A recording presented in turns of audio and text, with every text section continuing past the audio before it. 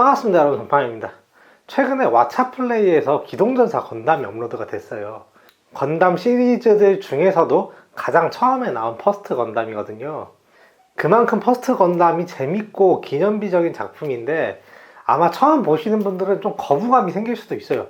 너무 오래된 옛날에 나온 작품이거든요. 70 몇 년도에 나온 작품인데 그러다 보니까 작화가 너무 좀 올드하기도 하고, 그리고 거기에 나오는 좀 설정들이 볼 때 뭔가 좀 위화감을 느끼게 하거든요. 예를 들면은 이제 건담의 배경 같은 경우에는 우주에서 이제 사람들이 살 정도로 과학기술이 엄청나게 발전한 동네인데, 이 발전한 동네에서 막 엄청나게 큰 우주 전함들이 떠다니는데 요만한 우주 전함이 이만하면은 요만한 로봇 하나 못 잡아가지고 뭐 거기서 난리가 난단 말이에요.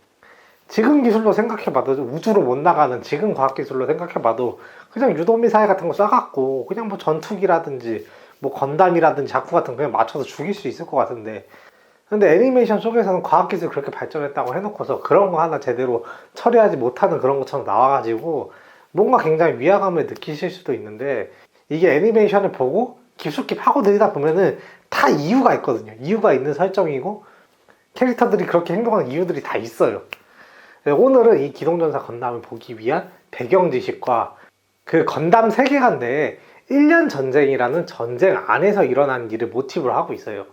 그래서 그 1년 전쟁이 어떻게 진행됐는지 간단하게 그 역사에 대해서 이야기를 한번 해보도록 하겠습니다. 제일 먼저 시작해야 될 이야기는 왜 인간이 우주로 진출했나, 요거부터 이야기를 해야 되거든요.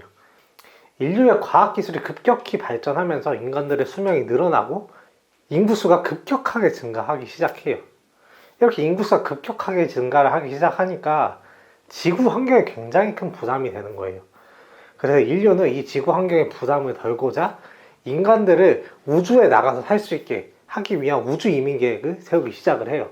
근데 이 우주 이민 계획 같은 경우에는 뭐 미국 하나, 한국 하나 이런 단일 국가에서 진행하기에는 너무나도 인류에게 중대사고 큰 프로젝트였기 때문에 지구 전체가 연합 정부를 하나 세우게 돼요. 그래서 우주 개발을 위해서 지구 연방 정부가 수립이 되게 돼요.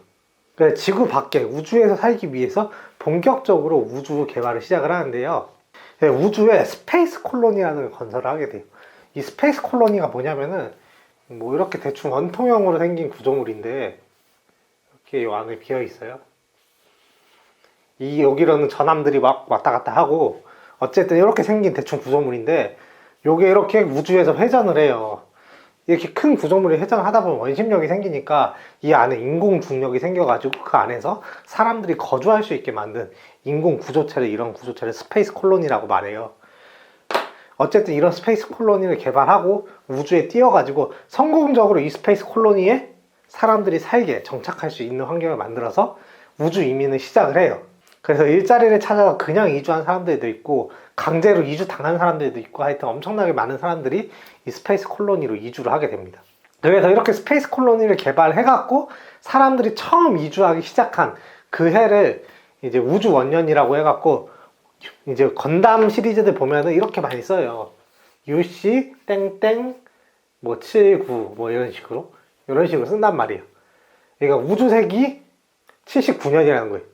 인간들이 처음 스페이스 콜로니에 이주한 그 시점을 우주세기 빵빵빵빵 년으로 보는 거예요.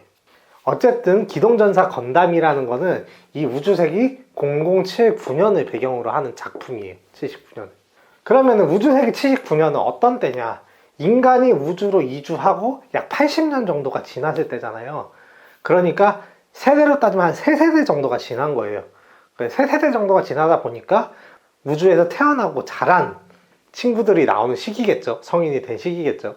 근데 이 80년이 지나면서 굉장히 많은 일들이 발생하기 시작하는데, 그 중에 가장 큰 문제는 자원 문제가 있었어요. 이 스페이스 콜로니는 말 그대로 우주에 떠있는 구조체다 보니까 이 안에서 뭔가를 생산하는 게 굉장히 제한돼 있잖아요. 그래서 이거를 지을 때도 지구에 있는 자원들을 가져와 가지고 짓고, 유지하는 자원들도 대부분 지구에 의존을 한단 말이에요. 그러니까 이 스페이스 콜로니에 있는 사람들은 정치적으로나 경제적으로나 항상 지구 연방정부의 종속이 되어 있는 상황이에요. 그러니까 이게 우주세기 초반에는 사실 이게 큰 문제가 되진 않았어요. 왜냐하면 이 스페이스 콜로니에 거주하는 거주민들이 뭐 그렇게 많지가 않기 때문에. 그런데 이렇게 세대가 지나고 시간이 많이 지나면서 스페이스 콜로니가 엄청나게 많이 지어지고 우주에 사는 사람이 지구에 사는 사람보다 많을 정도로 사람들이 많아지기 시작하다 보니까 이 스페이스 콜로니에서 나오는 의견이 점점 세지기 시작을 하는 거예요. 근데 지구 연방정부 입장에서는 사실은 자기네들이 기득권 세력이잖아요. 그러니까 뭔가 얘네들한테 혜택을 주면은 지구 연방정부에서 가져가는 혜택이 적어지기 때문에 당연히 스페이스 콜로니에서 나오는 그런 의견들을 묵살하게 되고, 여기가 사람이 많음에도 불구하고 정치적인 의견 수용이나 이런 게 잘 안 되는 거죠. 그러니까 이렇게 몇십 년이 지나니까 우주에서 사는 사람들을 스페이스노이드라고 부르고 지구에 사는 사람들을 어스노이드라고 부르는데, 이 어스노이드하고 스페이스노이드 간의 차별이 굉장히 심해져요. 약간 지구에 사는 사람들은 굉장히 특권층? 이런 느낌이고, 이 스페이스노이드들은 본인들이 이제 차별받고 착취당한다고 생각을 하게 되는 거죠. 이런 배경을 바탕으로 건담 세계관 내에 지온 줌 다이쿤이라는 사상가가 나오게 돼요. 이 지온 줌 다이쿤 아저씨 같은 경우에는 현대로 따지면 좀 마르크스 아저씨 같은 사람이라고 보시면 돼요. 굉장히 급진적인 사상을 주장하시는 분인데, 이 지온 줌 다이쿤 지오니즘이라는 걸 주장을 했는데, 이 지오니즘의 주요 골자가 뭐냐면은 지구는 인류가 자라고 난 이제 어머니의 땅 뭐 이런 거니까 지구는 성역으로 지정을 해놓고 모든 인류가 우주에 나와서 살면은 차별도 없고 우주에서 이제 계속 우주 환경에 맞춰가지고 인간들이 진화를 할 테니까, 그렇게 진화한 인간들을 뉴타입이라고 부르고, 이런 뉴타입들이 많이 생기면은 이런 사회의 갈등이 다 사라질 거다 뭐 이런 식의 대충 내용을 주장을 했어요.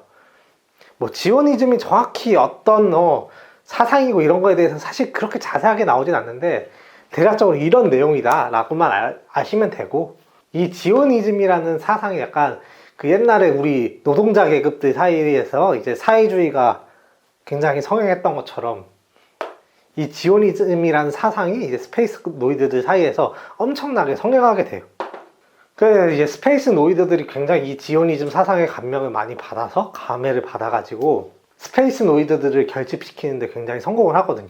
그래서 이 지온 줌 다이쿤은 그런 세력을 바탕으로 해가지고 스페이스 콜로니의 자치권을 보장하라는 내용을 지구 연방에 계속 주장을 해요. 그래서 스페이스 콜로니를 자치권을 달라, 독립시켜달라, 이거를 계속 주장하는 게 아까 뭐 말했듯이 사상적으로는 그런 사상이지만 실제로 지오니즘 그리고 지온 줌 다이쿤이라는 사람이 만든 지온이라는 세력이 활동했던 거는 스페이스 콜로니의 자치권을 달라, 독립을 시켜달라, 이런 운동을 계속 전개를 했어요. 그래서 지온 줌 다이쿤이 맨날 이렇게 나와갖고 TV에서 자치권을 줘야 되는 이유 3가지 뭐 이런 식으로 맨날 연설을 한단 말이에요. 그러다가 갑자기 이 지온 줌 다이쿤이 암살을 당하게 되는데, 여기에는 좀 정치적 배경이 있어요. 지온 줌 다이쿤이 있으면은 지온 밑에는 2개의 큰 세력이 있어요. 랄 가문하고 자비 가문이 있어요. 그리고 지온은 지금 연방이랑 약간 사이가 안 좋아요. 지온 줌 다이쿤. 왜냐하면 연방에서는 독립시켜줄 계획이 없는데 얘네들은 자꾸 자치권을 달라고 하고 독립을 시켜달라고 하니까. 그래서 이 자비 가문의 친구들이 지온 줌 다이쿤을 암살을 해요. 그래서 얘를 죽여버려요. 그리고 이 연방에다가 이걸 덮어 씌우는 거예요. 얘가 굉장히 큰 세력을 가지고 있었는데 이제 이 자비 가문 사람들이 욕심이 있었던 거죠. 자기네들이 뭔가 해먹고 싶다. 그래갖고 지온 줌 다이쿤을 죽이고 나서 연방군이 지온 줌 다이쿤을 암살했다 라고 선동을 하게 돼요. 그러다 보니까 사람들이 어떻게 되겠어요? 지온 줌 다이쿤은 스페이스 노이드들의 정신적인 지주란 말이에요. 스페이스 노이드들의 어떤 사상적인 아버지인데 이 사람을 연방에서 죽였다? 연방에 대한 반발심이 굉장히 커질 거 아니에요. 커져버린 이 성난 민심을 이 자비가에서, 이 지온 줌 다이쿤의 자리를 자비가에서 이으면서 이 우리 자비가가 이 지온의 의지를 개성을 하고 억울한 이 지온 줌 다이쿤의 뭐 억울한 걸 풀어주겠다 하면서 민중들을 엄청나게 결집을 시켜요. 실제로 이 지온이라는 단체의 수장이 되게 돼요. 근데 이 지온 줌 다이쿤한테는 아들이랑 딸이 한 명씩 있어요. 아들은 누구냐면은 캐스발 렌 다이쿤, 캐스발. 그리고 딸은 아르테시아, 딸은 아르테시아 손 다이쿤이라 그래갖고 아들, 딸이 한 명씩 있어요. 근데 이 랄 가문에서는 이 자비 가문이 지온 줌 다이쿤을 죽였다는 사실을 알고 있어요. 이 랄 가문에서 이 캐스발이랑 아르테시아를 데려다가 보호를 해요. 근데 자비 가문에서는 자기네가 지온 준 다이쿰을 죽였고, 그리고 얘 아들딸이 이렇게 멀쩡하게 살아있는데, 이 지온 세력을 점거할 때 위험 요소가 캐스바라고 아르테시아인데, 얘네 둘이 지금 랄 가문에 넘어갔단 말이야. 얘네 둘을 끊임없이 암살을 하려 그래요. 랄 가문이 이 캐스바가 아르테시아를 뭐 지구로 보내고 이러쿵저러쿵 해갖고, 이 캐스발은 나중에 이름을 개명을 해요. 개명을 하는 게 아니라 이제 신분 세탁을 해요. 자기랑 비슷하게 생긴 친구를 죽여갖고 신분 세탁을 하는데, 그게 바로 샤 아즈나불이에요. 샤 아즈나불. 그 아르테시아는 어떻게 이제 지구에서 잘 살아가다가 이제 사이드로 다시 올라와갖고 바꾼 게 세일러라는 이름이 돼서 나중에 화이트 베이스 건담 시리즈에 나오기 시작을 해요. 그래서 이 샤 아즈나블이랑 세일러는 건담에서 굉장히 핵심적인 두 명의 등장인물이에요. 실제로 기동전사 전담을 보면 이 샤 아즈나블이 자비 가문의 후계자인 가르마 자비가 죽도록 그냥 냅두는 걸 볼 수가 있어요. 지온 준 다이쿤이 죽고 자비가의 수장인 대긴 자비가 자비가의 이제 대빵으로 올라서면서 기렌 자비, 그 아들인 첫째 아들이 기렌 자비거든요. 기렌 자비라는 친구가 굉장히 야망이 커갖고, 이 지금 민중들이 결집했을 때 우리들이 이제 크게 일어서야 된다 해가지고 사이드 3에 지온 공국의 독립을 선언을 해요. 참고로 사이드 3가 어디냐면은 이렇게 지구가 있으면은 여기 달이 이렇게 있고요. 달. 그리고 여기가 사이드 3. 사이드 3. 그리고 사이드 1, 4, 5. 사이드 1, 4, 5. 2번이랑 6번이 있고요. 그리고 이쪽에 7번이 있어요. 이 사이드라는 건 뭐냐면 아까 말했던 스페이스 콜로니 있잖아요. 이렇게 생긴 거, 원통형으로 사람 사는 거. 이게 여러 개 모인 집합체가 있는 동네라고 생각을 하면 돼요. 이 스페이스 콜로니들의 집합체, 이 위치를 사이드라고 부르거든요. 아까 말했던 뭐 지온 준 달쿤이나 뭐 자비 가문이라든지 랄 가문이라든지 이런 친구들이 있던 동네가 이 사이드 3예요. 이 사이드 3에다가 지온 공국의 독립을 선언을 해요. 이 사이드 3에 있는 군비를 바탕으로. 여기에다가 이제 독립 선언을 하게 된 이유는 일단 지구에서 가장 먼 곳이에요. 그래서 지온 공국이 사이드 3에다가 독립 선언을 하게 돼요. 우리는 지온 공국이 되겠다. 근데 지온 공국이 아무리 독립을 해도 이 사이드 3에 아무리 군비가 많다 그래도 지구 연방은 사실 지구 전체를 다 가지고 이 모든 사이드들이 다 관리하고 있던 엄청나게 큰 세력인데, 이 사이드 하나가 독립한다고 해서 얘네를 적대를 할 수가 없잖아요. 전력적으로. 그래서 비대칭 전력이 굉장히 지온 공국에는 필요한 상황이었어요. 핵무기 같은 거. 근데 비대칭 전력을 사용을 하려면은 그런 이제 맞는 명분이 있어야 되잖아요.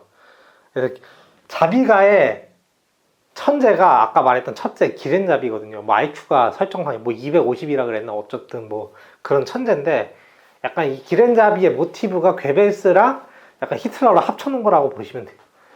아까 말했던 지오니즘의 사상 같은 경우에는 지구는 성역으로 두고 모든 인간들이 이제 우주로 튀어나와가지고 살면 차별 없이 다 잘 살 수 있다. 모든 인간들이 이해하면서 살 수 있다. 뭐 이런 이론이었는데, 이제 기렌자비는 요 지오니즘 사상을 살짝 비틀어가지고 우주에 사는 사람들은 우주에서 진화한 무량종이고 지구에 있는 사람들은 약간 덜 떨어진 새끼들이다.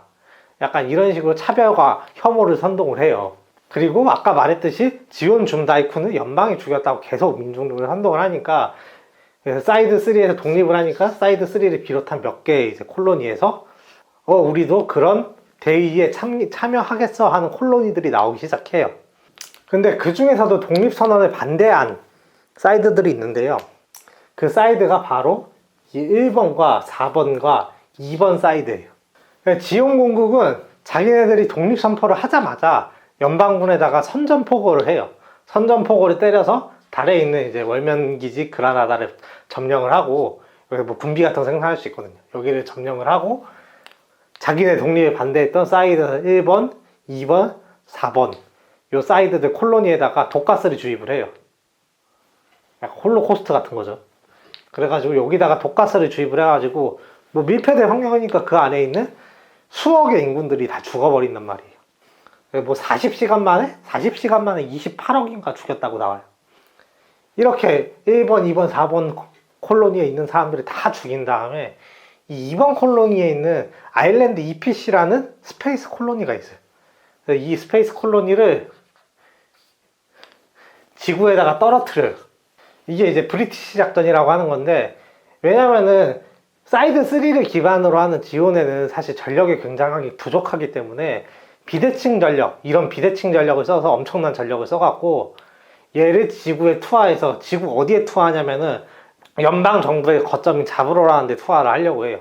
그래서 기지에다 투하를 하면은 엄청나게 큰 콜로니가 지구에 빵 떨어져서 그 자브로 위에 떨어지면은 연방 기지가 박살이 나고 수뇌부가 다 죽을 거 아니에요. 그러면은 이 전쟁의 승기를 어느 정도 잡을 수 있다라고 생각을 하고, 스페이스 콜로니 이피니시 아일랜드, 2번 사이드에 있던 이피니시 아일랜드를 지구로 떨어뜨리는 작전을 감행을 해요. 연방 정부도 이거를 알아가지고 필사적으로 이거 떨어뜨리는 거를 막으려고 해요. 근데 결국 실패를 하고 이 아일랜드 EPC가 지구로 떨어지게 됩니다. 근데 연방 정부가 필사적으로 막아가지고 이제 연방 정부 기지 위에는 안 떨어지는데, 얘네들이 지구 대기권에 들어가면서 산산조각이 나고 지구 온 문대에 완전히 샷건처럼 이게 쏴버리게 돼요. 그래갖고 온 지구가 난장판이 됩니다. 대충 이런 콜로니를 지구에 투하하면은 약 원자폭탄이 한 300배 정도 위력이라고 해요. 이 설정 안에서. 어쨌든 얘가 이제 공중분해돼갖고 지구에 막 여기저기 다 떨어지면서 아주 지구가 황폐화가 되고 엄청 이제 지구가 사람 살기 어려운 동네로 바뀌게 돼요. 어쨌든 뭐 지온이 주장했던 지구에 사람 살지 말고 다 밖으로 나오라는 거는 어느 정도 이거를 통해서 성립이 됐어요. 근데 지온 입장에서는 사실 이 아일랜드 EPC를 투하를 하면서 이 브리티시 작전으로 연방 정부의 이제 수뇌부를 싹 다 이제 죽여버리려는 계획이었는데, 이게 실패로 돌아가다 보니까 아무래도 좀 후달리기 시작을 하는 거죠. 왜냐하면 연방 정부에서 각 잡고 이제 군비를 챙겨가지고 자기네들이 치러 오면은 뚝배기가 깨질 테니까. 그래가지고 한 번 더 미워도 다시 한 번 더 콜로니를 투하를 하려고 해요. 근데 이런 계획을 가지고 있었는데 실제로 이 투하하지는 못하고, 연방 정부도 이런 계획을 다 알았기 때문에 이 지원군과 이제 연방군 간에 전면 대결이 일어나요. 이 루움 전투라고 하는 전투인데요.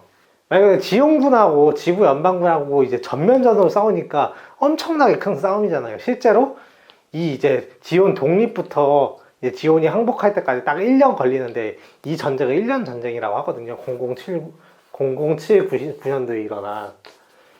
이 1년 전쟁 중에 가장 큰 전쟁이 바로 이 루움에서 일어난 루움 전역이거든요. 연방 정부가 아무리 뭐 이런 콜로니를 두드려 맞고 했어도 전력이 워낙 많기 때문에 실질적으로 지온이랑 맞다이를 뜰 때 전력이 3배였어요. 3배. 그러니까 지온 입장에서는 전면전으로 붙었을 때 굉장히 불리해서 사실은 져야 됐었는데, 이 루움 전역에서 지온군이 대승을 하게 돼요. 그러니까 지온군은 어떻게 대승을 했을까요? 바로 여기서 나오는 게 모비슈츠 MS 작프예요. 말 그대로 원래 우주에서는 주로 함대전만 있었어요. 왜냐면은 지구 연방 정부밖에 없었고, 지구 연방 정부는 이제 각 콜로니를 그냥 어느 정도 제압할 수 있는 수단? 뭐 거기서 반란이 일어나거나 이러면은 제압할 수 있을 수단 정도만 있으면 돼서, 뭐 콜로니에 직접 타격을 가할 수 있는 전함들만 있으면은 사실은 이제 우주 질서를 확립을 할 수 있었단 말이에요. 그래서 이제 이 루움 전투 전까지는 사실 전함 대 전함의 싸움이었는데, 이 루움 전역에서 지온이 승리를 하기 위해서 모비슈츠라는 걸 개발을 해서 자쿠라는 모비슈츠를 갖고 오게 돼요. 근데 사실 현대전으로 따지면은 이런 모비슈츠, 그러니까 로봇가 나와서 쏴봐야 이따만한 이지 싸움이 와갖고 그냥 멀리서 유도미사일 쏴갖고 맞추면은 사실상 이런 거는 현대전에서 도움이 하나도 안 되잖아요. 근데 어떻게 이런 조그만한 로봇가 함선들을 다 뚝배기를 깨고 다녔을까? 실제로 건담 세계관에서도 레이저라든지 레이저 뭐 관측기라든지 유도미사일 이런 개념들은 다 있어요. 그럼에도 불구하고 이런 자쿠들, 이런 자쿠나 전투기들을 막을 수 없는 이유가 미노프스키 입자라는 무적의 실정이 있어요. 미노프, 이게 뭐냐면은 건담에 천재 박사가 있어요. 이게 아인슈타인급 박사인데 미노프스키 박사라는 사람이 있는데, 이 사람이 이제 건담 세계관 내에서 통합장 이론, 우리 그거 있잖아요. 뭐 자기장, 뭐 전기장, 무슨 장 해갖고 세 개 다 통합하면은 노벨상 받을 수 있다 맨날 학교에서 그러잖아요. 그거를 개발한 사람이에요. 미노프스키라는 사람이. 이 사람이 통합장을 발견을 하면서 그때 미노프스키 입자라는 걸 발견을 하는데, 이 미노프스키 입자를 살포를 하게 되면은 주변에 있는 전자기파를 사용을 할 수 없게 돼요. 무력화되네. 그런 설정이. 그러니까 건담을 보면 뭔가 싸우기 전에 자꾸 미노프스키 입자를 살포해라 이런 이야기를 계속 한단 말이에요. 이거를 살포하게 되면은 레이더라든지 유도미사일이라든지 무선통신 같은 걸 전혀 사용을 할 수가 없어요. 그러니까 눈으로 보고 쏘는 이제 약간 재래식 전투가 이 미노프스키 입자 때문에 다시 등장을 하게 되는 거죠. 그래서 아까 다시 전투로 돌아가 보면 루움 전투에서는 원래 함대 대 함대 싸움이 났단 말이에요. 그래서 함대가 이따만한 거랑 막 이렇게 멀리서 서로 이렇게 한 대씩 쏘고 있는데, 날파리 같은 모비슈츠 자쿠들이 이렇게 와갖고 얘네들을 공격을 하는 거예요. 근데 아까 말했듯이 미노프스키 입자 때문에 얘네들을 뭐 레이더나 이런 걸로 감지를 할 수가 없고, 오직 이제 육안으로 관측을 해갖고 기관총 같은 걸로 쏴갖고 잡아야 되는데, 전함의 타겟은 이렇게 큰데 이 모비슈츠의 타겟은 이렇게 작으니까 이 모비슈츠 자쿠가 등장함으로써 이제 연방 정부가 아주 개발리게 돼요. 실제로 이 루움 전투에서 져가지고 이 연합군의 사령관이 포로로 잡히게 돼요. 나중에 탈출하긴 하지만 이 루움 전투가 1년 전쟁에서 가장 크고 중요한 전투인데, 이 루움 전투에서 이제 지원군의 영웅이 등장하기 시작해요. 그게 바로 붉은의 성 샤 아즈나블, 아까 말했던 캐스발렘 다이쿤이고요. 그리고 작중에 등장하는 뭐 이제 검은 사면성. 검은 사면성은 그거예요. 오르테가 마슈 제트 스트림 어택이다 하면서 하는 그 제트 스트림 어택, 그 친구들이에요. 어쨌든 뭐 이런 사람들이 루움 전투에서 영웅이 돼서 샤 아즈나블이 특진을 해갖고 아마 소령이 될 거예요, 여기서. 그래갖고 이렇게 이 루움 전투에서 승리를 한 지용군은 그 다음에 지구로 강화를 하게 돼요. 왜냐면 이제 콜로니를 더 떨어뜨리는 건 좀 어려울 것 같으니까 지구로 강화를 하게 되는데, 아까 말했듯이 여기 지구가 있고, 여기 월면 도시 그라나다 사이드, 그리고 여기 사이드 3가 있고, 여기 사이드 1, 4, 5, 그리고 2, 6, 그리고 여기 7번이 있었죠, 이렇게. 그래서 루움 전투에서 이긴 이 자비 가문은 지구로 강화를 하게 돼요. 왜냐면 이제 지구에 있는 자원을 갖고 와서 그거를 이제 자기네들도 써야 되고, 이제 지구에 있는 지구 연방군의 본거지인 자브로라는 기지를 이제 침공하려고 지구에 이제 거점을 세우게 됩니다. 그래서 오데사에 강화를 해서 오데사를 점거를 해요. 그래서 이때 지구로가 지구 이제 담당 총사령관이 바로 가르마 자비예요. 이 가르마 자비는 아까 말했던 샤 아즈나블 있죠.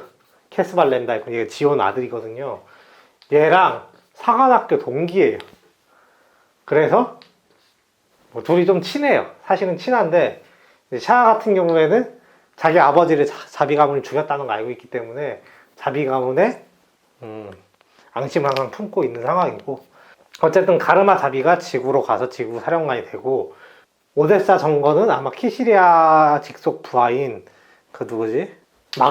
막푸베가 오데사에서 이제 자원들을 열심히 해갖고 사이드로 보냅니다.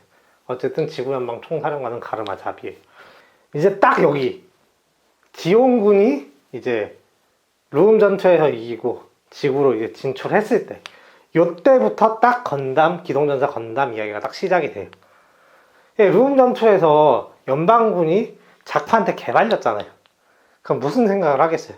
야, 우리도 자쿠 같은 모비슈처를 만들어야겠다, 이기려면. 그래서 나온 게 바로 V 작전이에요. 작전. V는 빅토리의 약자예요. V 작전인데, 이 V 작전에는 몇 개가 있는데, 그 중에 뭐 RX 뭐 기밀 어쩌고가 이게 이제 건담 프로젝트고, 여기에 뭐 화이트 베이스도 있고, 그리고 뭐 이제 별의별 게 다 있는데, 어쨌든 이 V 작전은 수행을 하게 돼요. 이 V 작전 어디서 수행하냐? 여기 사이드 7에서 수행을 해요. 이 사이드 7은 중립 콜론이에요. 연방 정부에서 이 안에다가 이제 건담 같은 걸 만들기 시작을 한 거예요. 그리고 지온에서는 뭔가 첩보를 듣고 이 사이드 7에 연방 정부의 신형 전함이 들어간다 라는 첩보를 입수를 한 거예요. 그래서 지온에서는 이 샤 아즈나브를 이 중립 콜로니 사이드 7에 정찰을 보내요. 예, 이 정찰을 가니까 이제 여기서부터 애니메이션이 시작을 하는데, 이 정찰을 가니까 실제로 새로운 화이트 베이스라는 새로운 전함이 중립 콜로니에 입항을 했고, 여기에 연방정부의 새로운 모비슈츠라고 보이는 이제 뭐 건탱크, 건캐논, 그리고 건담이 여기 있는 거예요. 그래서 샤 부하 중에 한 명이 이걸 이제 탈취하려고 욕심을 내다가 개박살이 나고, 이제 아모로레이가 그때 이제 건담에 탑승을 해서 화이트 베이스에 탑승을 하고, 그 다음에 이제 이 화이트 베이스에 탑승한 아모로레이랑 각종 민간인들이 샤 아즈나브한테 계속 쫓으면서 이런저런 일이 생기고, 그리고 화이트 베이스가 결국 지구로 강화를 하게 되죠. 근데 이 시점에서 이제 연방군이 계획을 하고 있었던 거는, 오데사라는 거점을 자비 가문에 뺏겼잖아요. 지원군에게 뺏겼기 때문에 이 오데사를 탈환하는 오데사 탈환 작전을 세우게 돼요. 그래서 이 오데사 탈환 작전이 진행되는 중에 이 모든 것들이 일어나는 거거든요. 이런 것들이. 샤아가 이 화이트 베이스를 계속 쫓아가고, 화이트 베이스는 명령에 따라서 이제 지구로 강화를 하게 되는데, 이 지구로 강화를 하는 이유가 나중에 보면은 이 오데사 탈환 작전에 참여하기 위해서 강화를 하게 되는 거죠. 그러니까 이게 굉장히 복잡한 설정이 들어가 있는데, 이게 되게 알고 보면 진짜 재밌거든요. 그래서 처음에 그냥 내가 기동전사 건담을 보면은 이 앞에 배경 지식 아무것도 없이 갑자기 그냥 이 안에서 샤아가 쳐들어오더니 갑자기 아무로레이가 눈앞에 떨어진 건담 매뉴얼을 들어갔고, 건담 매뉴얼만 보고 거기에 있는 자꾸 뚝배기를 다 깨버리고, 화이트 베이스가 맥락 없이 뭐 지구로 계속 보내지고, 민간인도 안 내려주고 계속 보내지고, 이런 이야기만 나오는데, 뭐 전체를 놓고 보면은 연방군 입장에서는 룸 전체에서 개발렸기 때문에 인력이 계속 부족하니까 이 화이트 베이스 애들이 보니까 뭐 샤아도 잘 따돌리고, 어쨌든 잘 따돌려갖고 지구까지 와갖고 오데사 작전도 참여를 했잖아요. 연방군 입장에서는 약간 개미손이라도 빌리고 싶어서 뭐 화이트 베이스에 민간인을 데리고 계속 무리하게 이런 것들을 요청하지 않았나, 뭐 이런 배경적인 것도 보이고. 어쨌든 이 배경을 알고 보면 훨씬 더 재밌어요. 그래서 나중에 가면은 이제 아무로가 아까 말했던 아까 지온 준다이쿤이 말했던 이제 우주에서 진화한 인류가 되거든요. 뉴타입이 돼갖고 이제 샤 아즈나브 아저씨랑 계속 맞짱을 뜨고, 그래서 이런저런 큰 전투를 거치고 1년 전쟁 끝나고, 그 다음날 뭐 0083, 뭐 스타더스트 메모리부터 해갖고 별의별 작품들 뒤에 쭉 나오거든요. 그래서 기동전사 건담 이 본작품을 보고 이해를 하면은 적어도 한 WZ 건담까지는 스토리가 다 이어져요. WZ 뭐 역수비 샤까지는. 저는 건담 시리즈가 진짜 그 로봇 작품들 중에서 굉장히 잘 나온 애니메이션이라고 생각을 해요.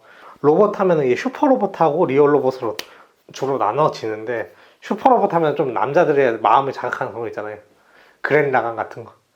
형은 내 가슴에, 내 등에 살아있어. 뭐 이런 거, 그런 거가 이제 그랜 라간 같은 게 슈퍼 로봇이고, 약간 어느 정도 리얼한 설정을 넣은 이런 이제 건담 같은 리얼 로봇계가 저는 장편으로 봤을 때 훨씬 더 재밌다고 생각을 하거든요.